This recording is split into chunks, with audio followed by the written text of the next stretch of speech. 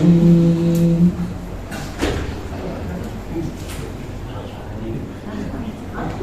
بسم الله الرحمن الرحيم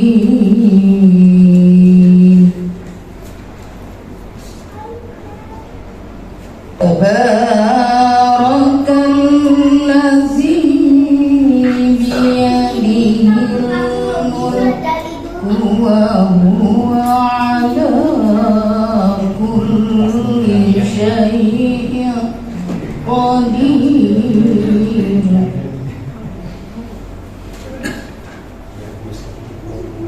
الذي خلق الموت والحياة ليبلوكم أيكم أحسن عملا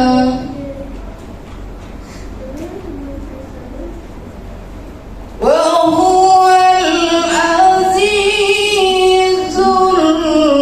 الغفور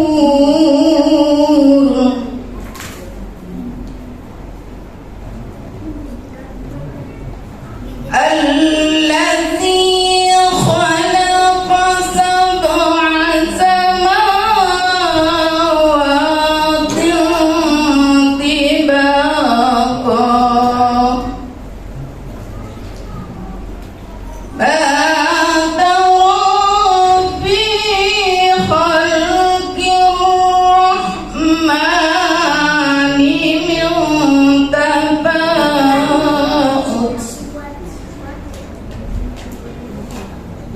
برزق البصر هل ترى من فطور ثم ارسل البصر كرتين ينقلب إليك البصر خاسئا وهو حسير ولقد زينا السماء الدنيا بمصابيح وجعلناها رجوما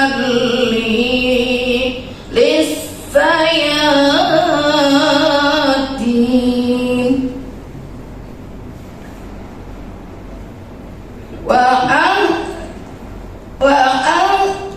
وأنبتنا لهم عذاب السعير صدق الله العظيم. Assalamualaikum warahmatullahi wabarakatuh. Assalamualaikum warahmatullahi wabarakatuh. Alhamdulillah alladzi an'ama alaina bi anwa'in ni'am wa hadana ila dinil Islam.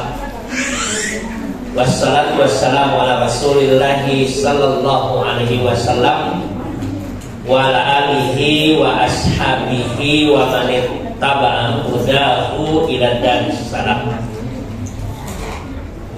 Subhanaka la ilma lana illa ma 'allamtana innaka antal alimul hakim. Allahumma anfa'na bima 'allamtana wa 'allimna ma yanfa'una wa zidna ilma. Allahumma inna nas'aluka ilman nafi'an wa rizqan thayyiban wa amalan mutaqabbalan.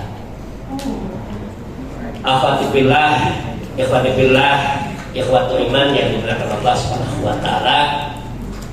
Alhamdulillah, puji syukur kita panjatkan kepada Allah Subhanahu wa taala bahwa di tahun yang baru, semangat baru 2024.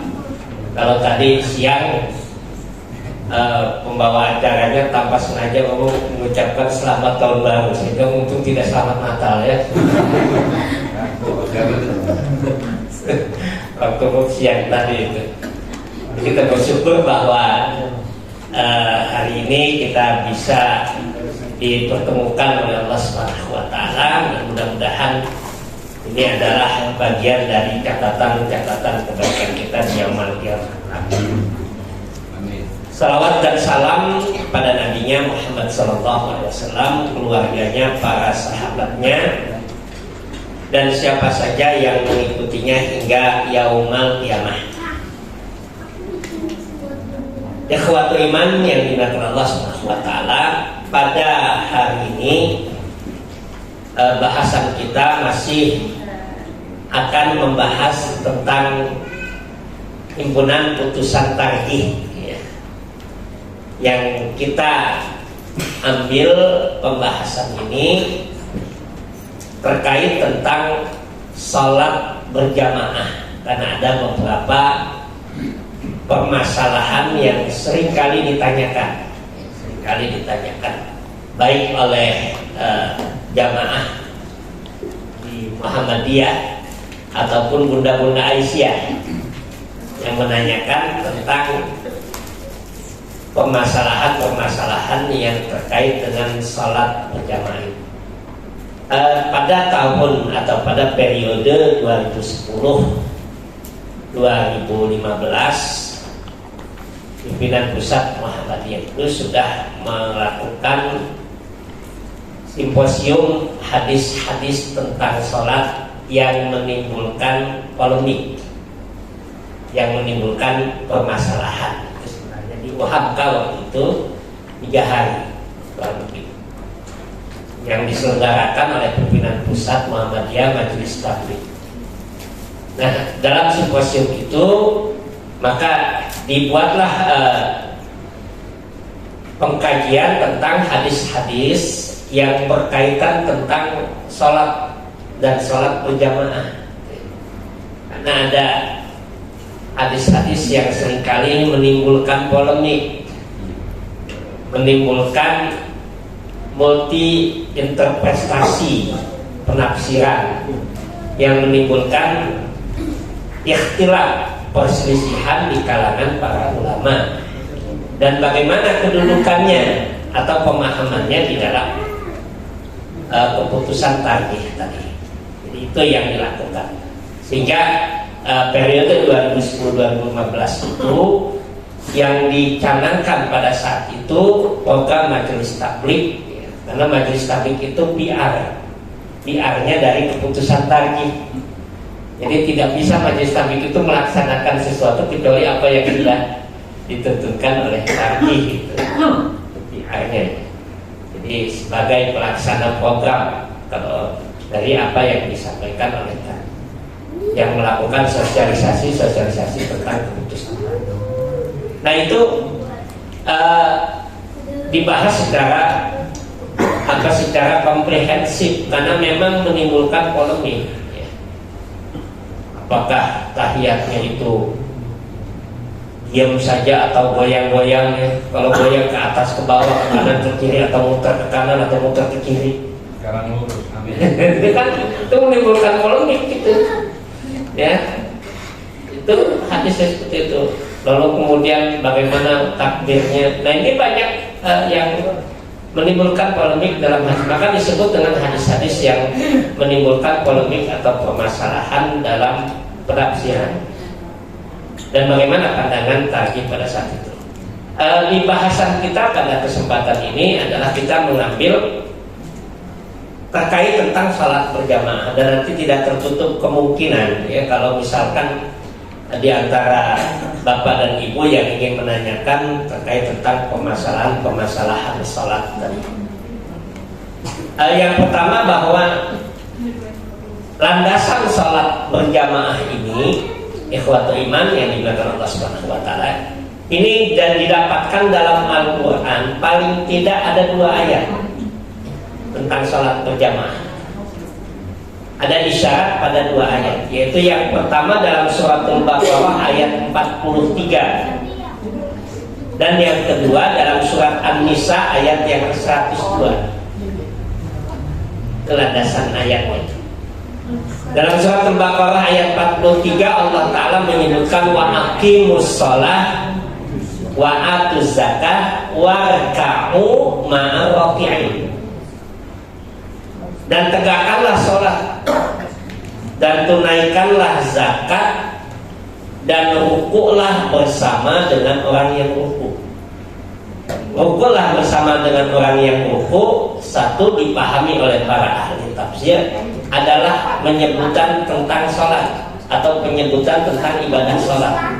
Yang kedua, ma'arafi'in di sini menunjukkan bahwa sholat itu dalam keadaan bersama, yaitu berjamaah. Ini isyarat yang disebutkan dalam Al-Quran. Isyarat yang disebutkan dalam Al-Quran. Yang kedua, di dalam surat An-Nisa ayat 102.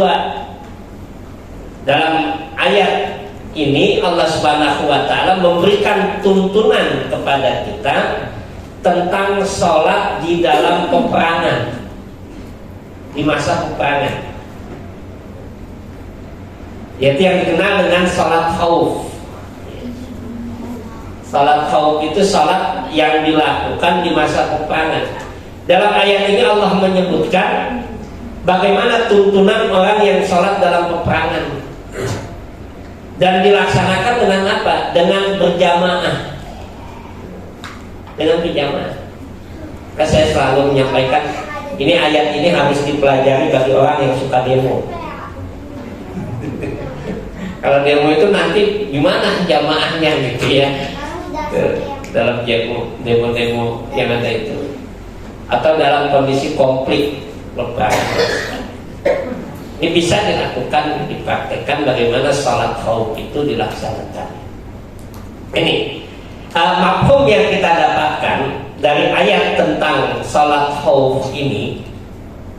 Kalau dalam keadaan perang, dalam keadaan perang itu diminta kita mengerjakan sholat dengan berjamaah, apalagi dalam keadaan aman,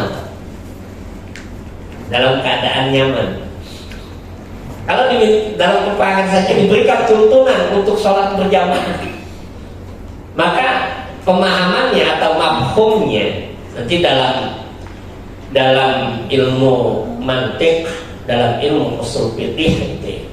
Mantik itu logika berpikir, yaitu ilmu yang berkaitan tentang logika atau kita memahami bagaimana cara memikirkan dalil.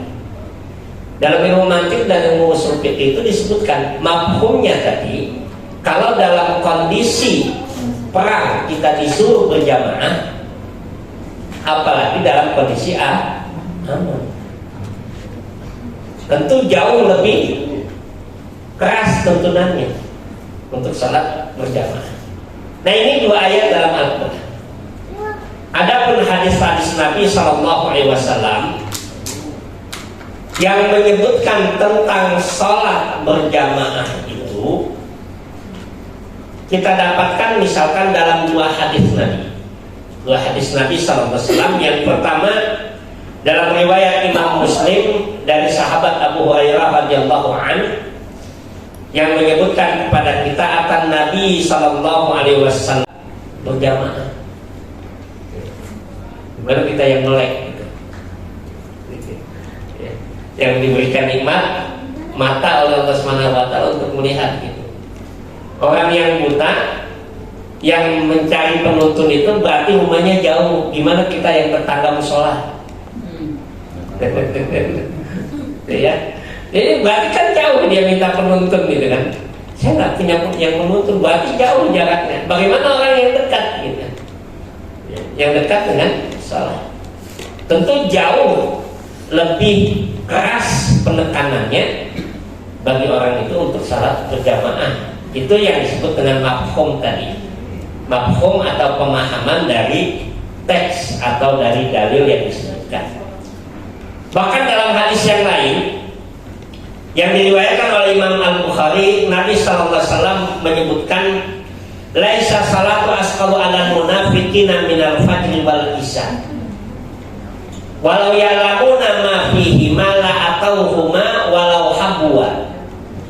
Kata Nabi SAW, tidak ada sholat yang paling berat dilakukan oleh orang munafik kecuali sholat subuh dan isya.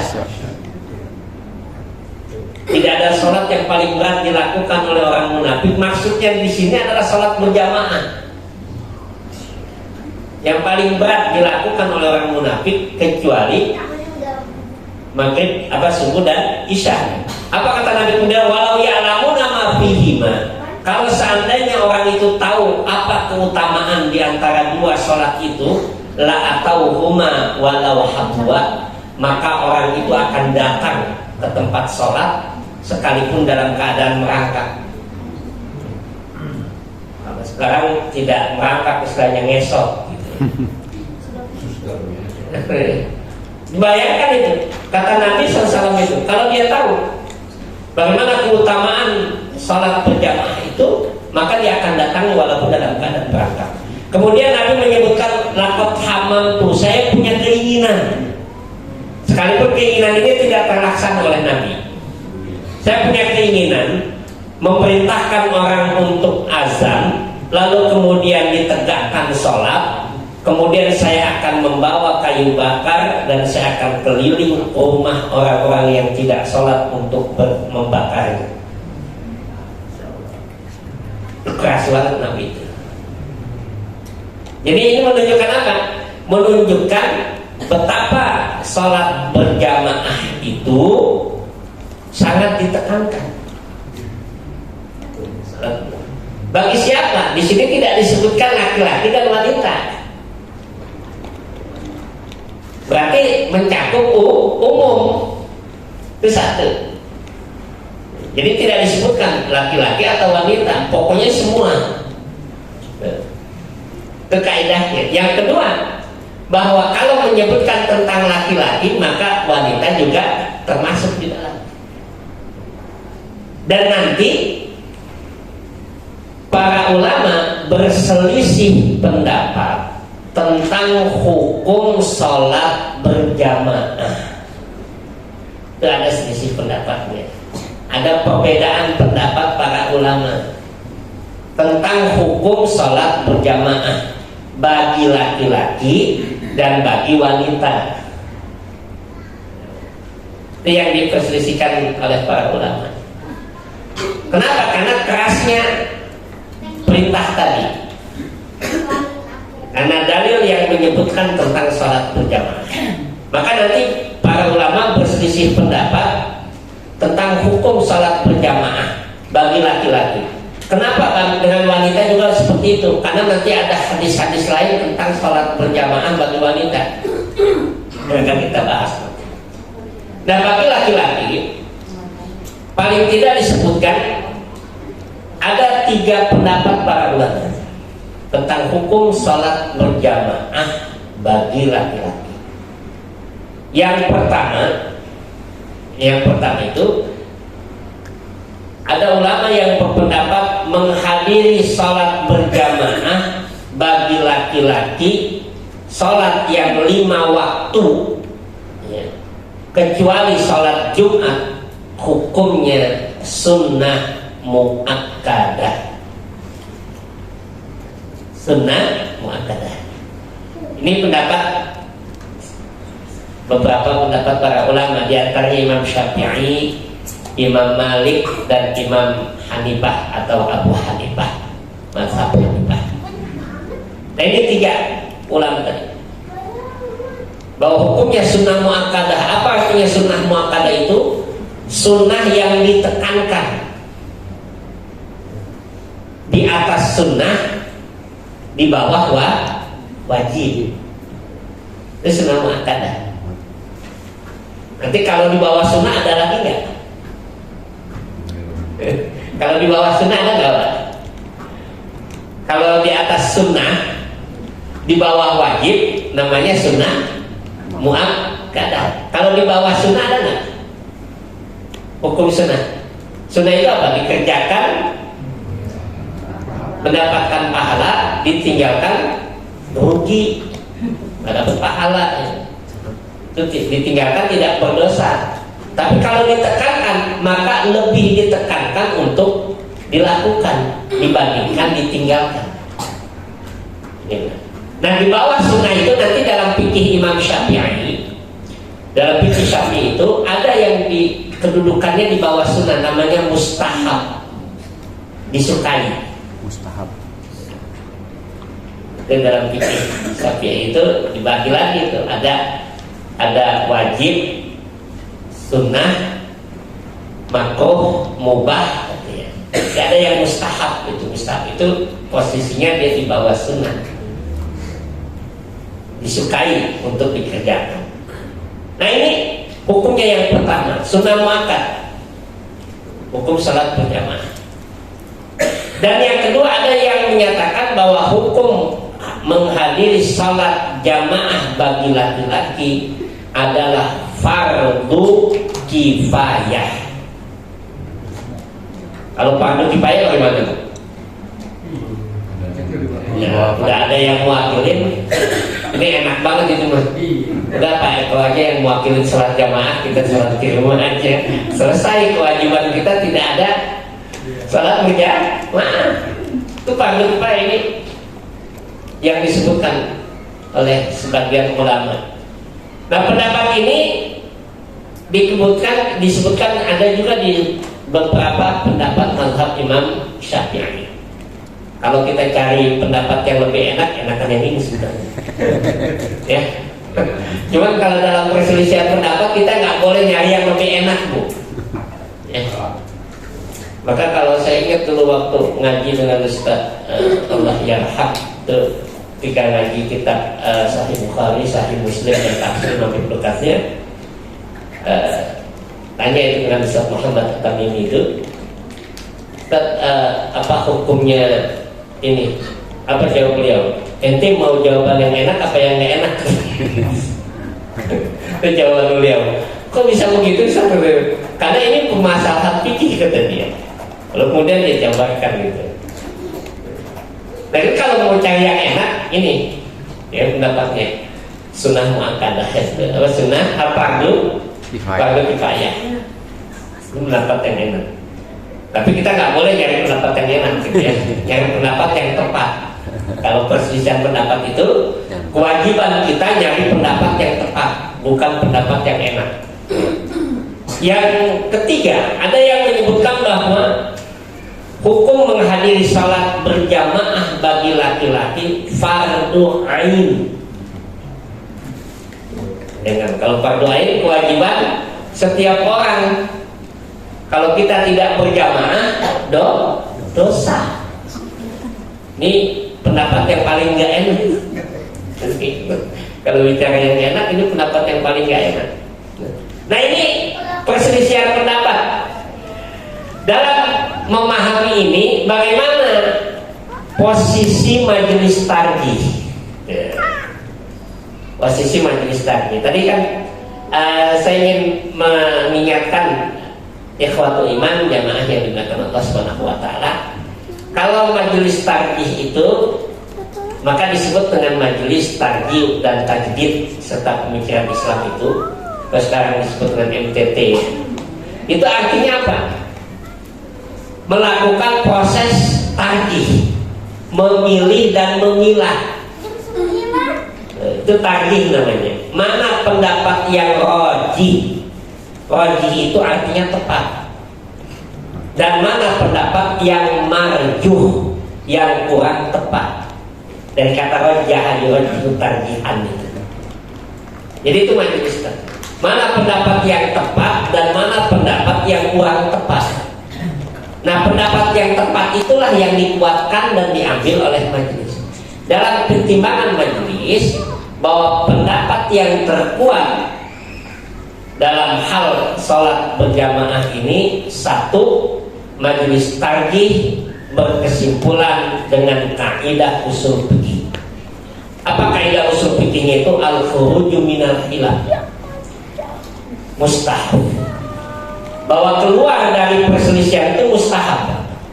Keluar dari yang diperselisihkan itu sangat disukai. yang diperselisihkan itu apa? Yang diperselisihkan tentang hukumnya. Maka kita keluar dulu dari hukum itu, hanya melihat kepada dalil. Itu kaidah usul fikih yang nanti dalam karya As-Sa'di, seorang ahli tafsir Al-Quran. As-Sa'di itu membuat kaidah itu tentang sholat berjamaah itu, dan juga sholat tentang hukum berkurban. Ini hampir sama dengan sholat berjamaah bagi laki-laki, diperselisihkan hukumnya. As-Sa'di itu mengambil sebuah hadis Nabi, "Da ma yaribuka ila ma la yaribuka." Kata Nabi itu, tinggalkan yang meragukan, ambil yang tidak meragukan. Yang meragukan itu apa? Status hukumnya. Ini sunnah muakkadah, apakah ini fardu kifayah ataukah fardu ain? Tinggalkan dulu, kata beliau. Da ma yaribuka, tinggalkan yang meragukan status hukumnya. Ilama la yaribuka, kepada sesuatu yang tidak meragukan, ambil yang tidak meragukan. Yang tidak meragukan itu apa? Apa yang dilakukan oleh Nabi. Kata As-Sa'di bahwa Nabi hampir-hampir tidak pernah meninggalkan sholat berjamaah. Ini yang tidak meragukan. Maka kata beliau, kalau misalkan hukumnya sunnah muakkadah seperti yang ditetapkan oleh tarjih tadi, maka semaksimal mungkin kita berusaha dalam aplikasinya, dalam pelaksanaannya, fikih aplikatifnya, bahwa fikihnya kita memahami secara aplikasinya itu adalah kita berusaha sekeras mungkin untuk sholat berjamaah. Sekalipun hukumnya sunnah muakkadah. Jangan sampai nanti nggak sholat berjamaah disuruh nyuci mobil, itu ada yang disuruh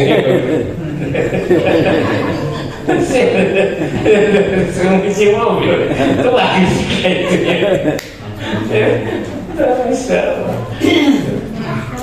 Tapi itu sunnah muakkadah. Tapi berusaha sekeras mungkin kita untuk melakukan itu. Nah ini kaidah yang diambil. Kenapa Majelis Tarjih berkesimpulan menguatkan pendapat yang sunnah muakkadah? Karena keinginan Nabi SAW tadi itu tidak terlaksana. Itu satu, untuk membakar rumah. Yang kedua, bahwa Nabi SAW menggemarkan untuk melakukan sholat berjamaah dengan ganjaran pahala yang disebutkan. Tidak menyebutkan tentang azab atau siksaan. Kalau disebutkan siksaan berarti konotasinya akan kewajiban. Tetapi kalau dia kepada sesuatu yang ganjaran, maka sifatnya adalah anjuran dan upaya. Itu yang disampaikan. Maka dalam hal ini Majelis Tarjih lebih condong kepada pendapat bagi laki-laki sunnah muakkadah, tetapi dalam aplikasinya semaksimal mungkin seorang laki-laki itu kalau tidak ada halangan dia mendatangi sholat berjamaah. Di mana sholat berjamaah itu dilakukan? Nanti dalam hadis Nabi SAW yang di sini saya catat, ya, Nabi SAW menyebutkan tempat-tempat yang bisa dilakukan sholat berjamaah. Sekalipun nanti yang paling utama adalah masjid. Ya, kita akan lihat.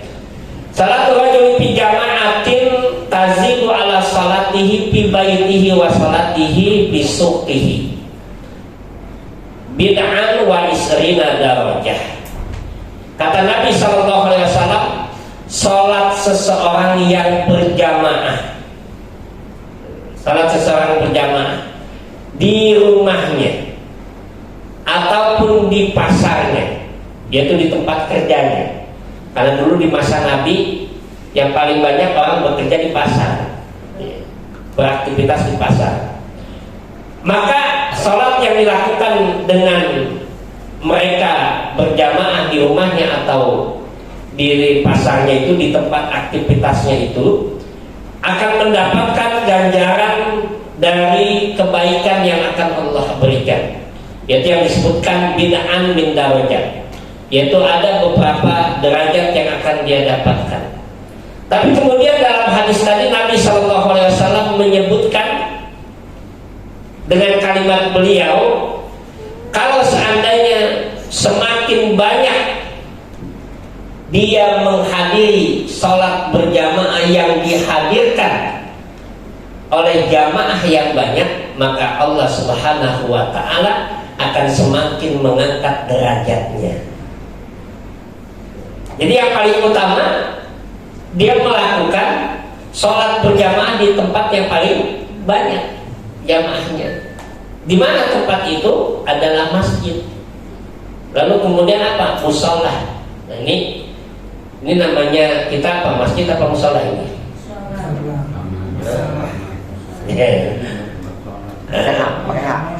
Masjid tempat sujud, musola tempat salat. Nggak ada tempat ruku ya.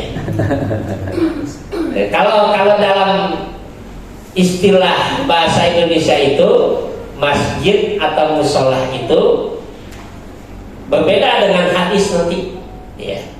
Berbeda dengan hadis.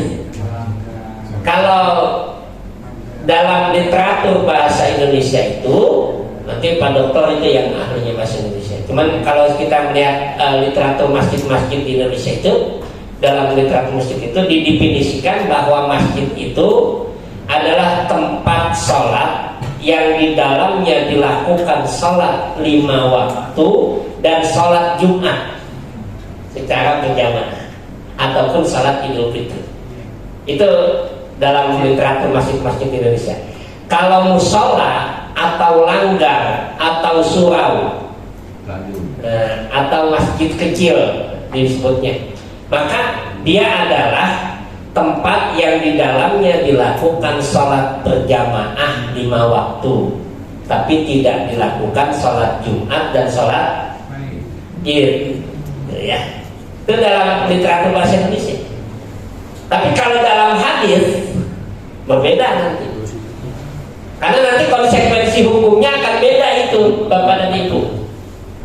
Dalam hadis itu yang dimaksudkan dengan masjid itu seperti yang Allah sebutkan dalam Al-Quran, la masjidun ussisa ala taqwa, bahwa masjid itu dibangun untuk fondasi ketakwaan. Maka ini masjid, yaitu bangunan yang khusus untuk tempat sujud, dikhususkan untuk sholat, itu disebut dengan masjid. Tapi kalau Nabi SAW menyebut musola, musola itu tempat sholat, artinya Nabi menyebutkan adalah tanah lapang atau tempat insidentil yang dijadikan buat sholat. Itu dalam bahasa hadis.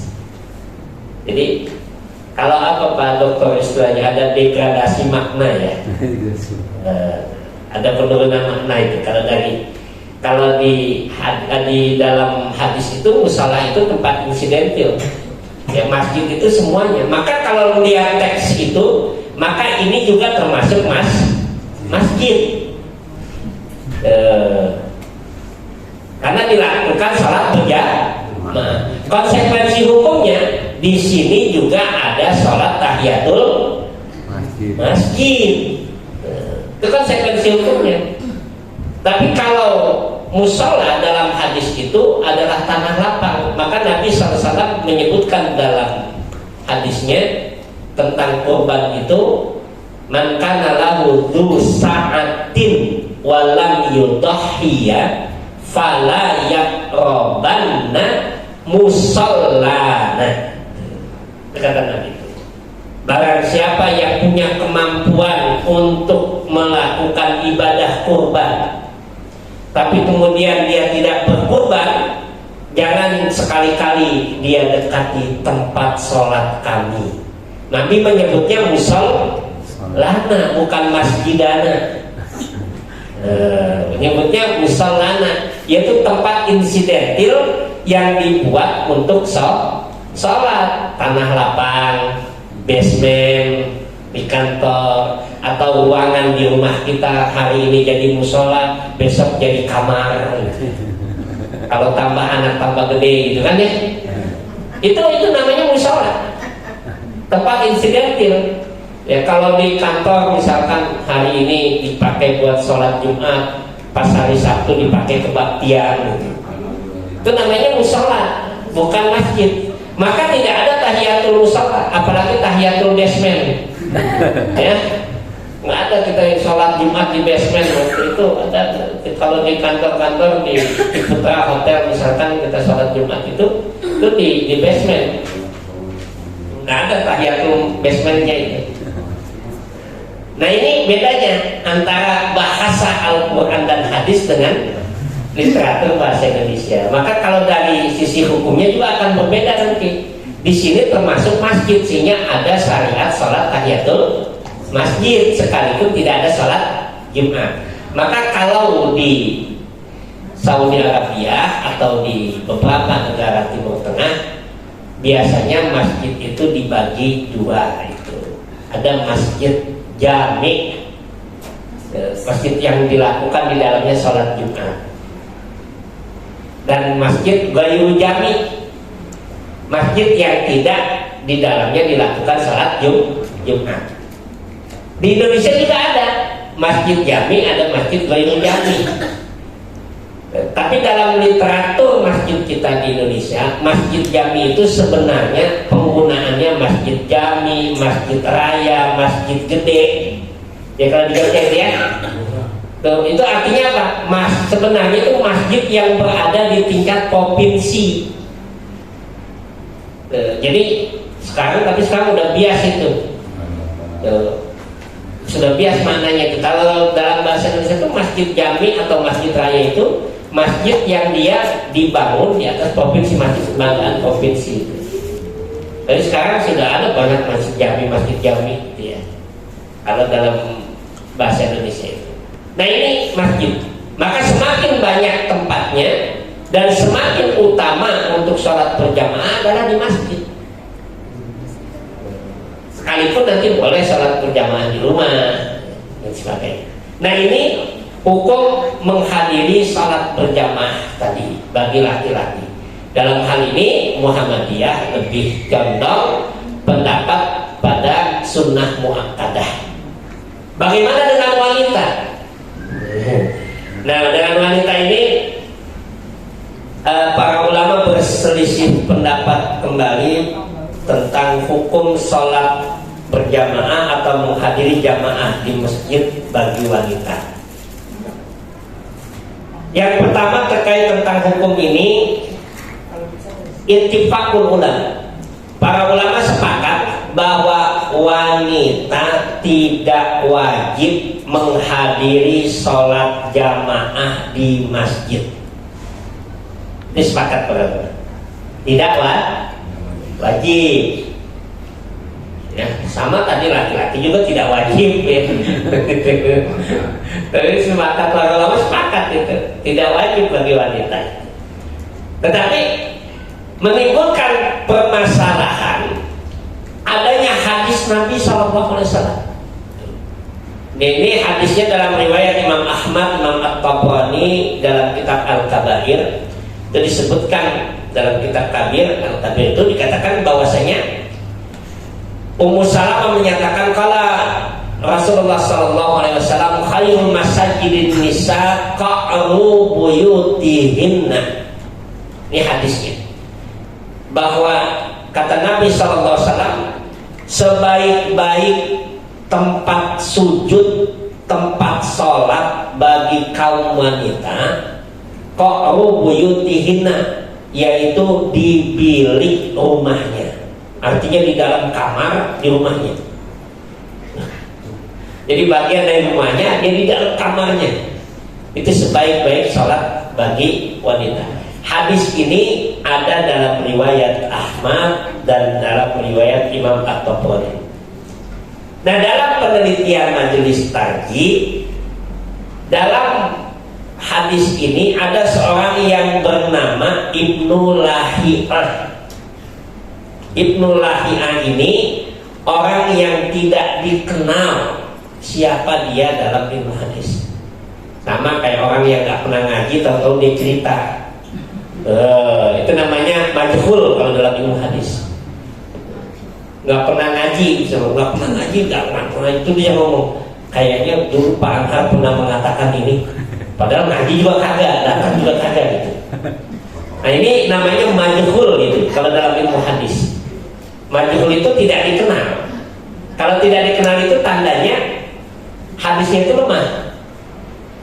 Nah dalam penelitian ilmu hadis yang diambil oleh majelis tadi itu, bahwa hadis ini dalam riwayat Ibnu Lahiyah, ada Ibnu Lahiyah yang meriwayatkan, nggak dikenal ya siapa orang ini. Kok tiba-tiba meriwayatkan hadis? Lahirnya tahun berapa, hidupnya sejaman dengan siapa, belajarnya dengan siapa, nggak dikenal. Itu namanya majhul dalam ilmu hadis itu. Majhul itu tidak diketahui siapa dia. Maka hadis ini dianggap tidak dipakai oleh majelis tarjih. Sehingga bagaimana memahami tentang wanita tadi? Memahami wanita tadi, bagi dia menghadiri salat jamaah tetap hukumnya tidak dilarang. Satu, tetap hukumnya adalah diperbolehkan. Apalagi didapatkan hadis yang lebih sahih dalam riwayat Imam Al-Bukhari dan Imam Muslim. Juga disebutkan dalam kitab Umdatul Ahkam bahwa Nabi SAW menyampaikan kepada kita, la tamna'u ima'akum masajidallah. Ini hadis kata Nabi SAW. Jangan kamu larang wanita-wanita kamu untuk mendatangi masjid. Ini hadis yang diriwayatkan oleh muttafaqun alaih. Dalam kitab Umdatul Ahkam disebutkan juga hadis riwayat muttafaqun alaih yang menceritakan tentang seorang sahabat Nabi SAW, Abdullah ibnu Umar. Abdullah ibnu Umar itu membacakan hadis ini. Siapa Abdullah ibnu Umar ini? Siapa Bu? Bukan orang Ketapang ya? Siapa itu? Abdullah ibnu Umar ini, Abdullah anaknya Umar. Jadi Abdullah ibnu Umar ini menyatakan kepada anaknya, berarti cucunya Umar itu. Kata Abdullah ibnu Umar, ya Umarnya sudah meninggal, Umar bin Khattab radhiyallahu anhu sudah wafat. Nah dia mengatakan kepada anaknya itu, pada cucunya, jangan kamu larang. Nanti hadis Nabi itu mengatakan la tamna'u ima'akum masajidallah. Jangan kamu larang wanita-wanita kamu untuk ke masjid. Anaknya membantah itu. Kata anaknya, tidak, saya akan larang istri saya untuk ke masjid. Masyaallah. Marah itu. Abdullah bin Umar itu marah sambil diulang-ulang kalimat itu, lalu dikatakan, saya mengatakan ini perkataan Nabi, lalu kamu mengatakan saya akan larang. Saya mengatakan ini perkataan Nabi, lalu kamu katakan saya akan larang. Saya sampai berkali-kali disebutkan oleh Abdullah bin Umar, saking marahnya. Itu ada dalam kitab Umdatul Ahkam itu. Nanti kalau mau dicek itu hadis itu dalam riwayat Imam Al-Bukhari dan Imam Muslim. Maka kemudian anaknya itu terdiam sampai yang meriwayatkan hadis itu menyatakan, kalau seandainya anak itu tidak diam, maka bapaknya akan mengatakan itu terus-menerus.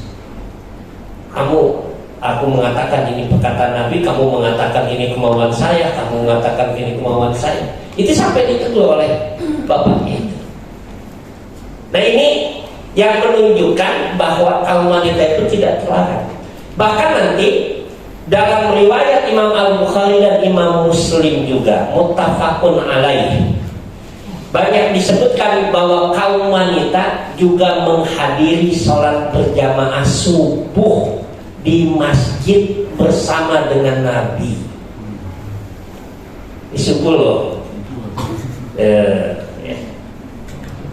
Jadi menghadiri sholat berjamaah subuh artinya tidak terlarang. Apa yang diceritakan oleh sahabiah tadi itu, di masa Nabi SAW kami terbiasa menghadiri sholat, lalu kemudian kami pulang lebih dahulu dari kaum laki-laki. Dan pada saat kami pulang tidak ada satupun di antara kami yang saling mengenal. Apa artinya? Keadaan masih gelap. Jadi kita tidak tahu siapa yang sebelah kanan. Cuma kaum wanita lebih dahulu untuk pulang. Itu yang diceritakan dalam hadis Nabi. Ini menunjukkan apa? Bahwa kaum wanita pun menghadiri masjid. Nah, dari hadis inilah kemudian Muhammadiyah menekankan bahwa hukum salat berjamaah bagi wanita sama mendapatkan pahala sebagaimana kaum laki-laki tadi. Dan tidak terlarang bagi wanita itu untuk melakukan salat berjamaah di masjid.